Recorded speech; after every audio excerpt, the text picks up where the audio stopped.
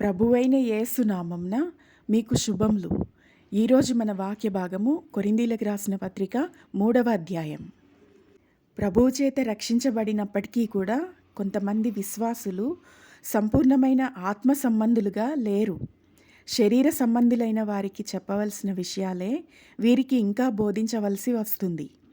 దేవుని ఆత్మ నడిపింపు క్రిందకు వీరు ఇంకా రానందున వీరు ప్రతి విషయంలో ఎంతో బలహీనులుగా ఉంటారు. 2-3 వచనాలు. మీరింకను శరీర సంబంధులై ఉండుట వలన ఇప్పుడును మీరు బలహీనులై ఉన్నారు కారా? మీలో అసూయయు కలహమును ఉండగా మీరు శరీర సంబంధులై మనుష్యరీతిగా నడుచుకొనివారు కారా? ఇటువంటి వారు ఫేవరిటిజంను కలిగి ఉండడం వల్ల, అంటే వారికిష్టమైన మనుషుల వెనుక పడేవారుగా ప్రవర్తిస్తూ ఉండడము, నిజమైన దేవుని పరిచారకులకు, దేవుని సంఘానికి ఇటువంటి వారు పెద్ద సమస్యగా మార్చబడ్డారు. 4-5 వచనాలు. ఒకడు నేను పౌలు వాడను, మరియొకడు నేను అపొల్లో వాడను అని చెప్పున్నప్పుడు మీరు ప్రకృతి సంబంధులైన మనుషులు కారా? అపొల్లో ఎవడు, పౌలెవడు? పరిచారకులే కదా. ఒక్కొక్కరికి ప్రభువు అనుగ్రహించిన ప్రకారము వారి ద్వారా మీరు విశ్వసించితిరి. 10-15 వచన భాగాలు భూమిపై ఉన్న దేవుని సంఘాన్ని, సంఘము యొక్క పనితీరును ఒక మంచి వివరణతో ఈ యొక్క వాక్య భాగము పోల్చబడింది. అగ్ని అనేది దేవుని తీర్పుగా వర్ణించబడుతుంది. ఈ అగ్ని చేత ప్రతి దేవుని సేవకుడి పనితీరు కాల్చబడి పరీక్షించబడుతుందని ఈ యొక్క భాగంలో రాయబడి ఉంది.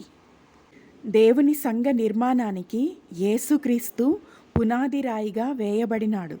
పునాదిని వేసిన వారు పౌలు, అపోస్తలులు. ఇక దాని మీద పరిచర్యను కట్టేవారు దైవసేవకులు. ఒక్కొక్కడి పనితీరు ఇక్కడ వర్ణించబడుతూ ఉంది. ఒకరి పనితీరు వెలగల రాళ్లతో నిర్మించినట్టుగా ఉంది. మరి ఒకడి పనితీరు బంగారము, వెండితో కట్టబడినట్టు ఉంది.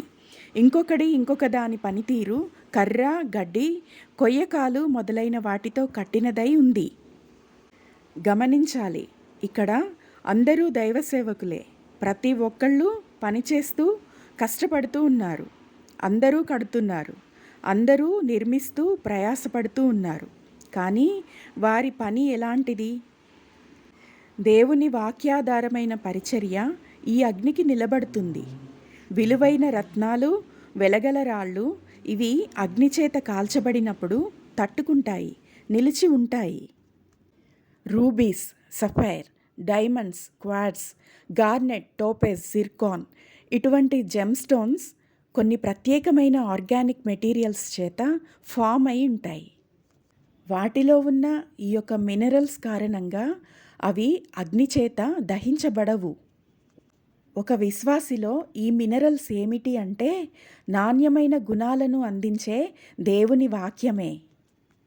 దేవుని వాక్యం చేత నింపబడి నడిపించబడే సేవకుల పనితీరు వెలగల రాళ్ల చేత కట్టబడిన నిర్మాణం, ఇది నిలుస్తుంది.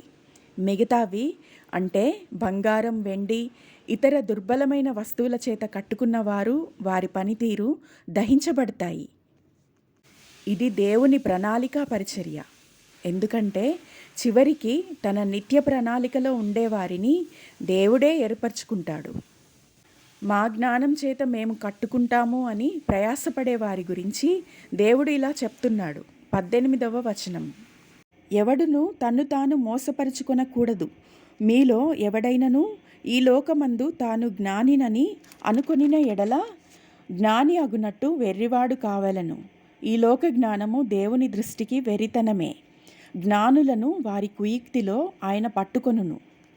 కాబట్టి ఎవడును మనుషుల యందు అతిశయించకూడదు, తన యందు తాను అతిశయింపకూడదని 21వ వచనం తెలియజేస్తూ ఉంది. దేవుని పనితీరుకు తగినట్టుగా నిలవబడేవారిగా ఈ వాక్యం విన్న వారందరూ మార్చబడుదురుగాక. ఆమెన్.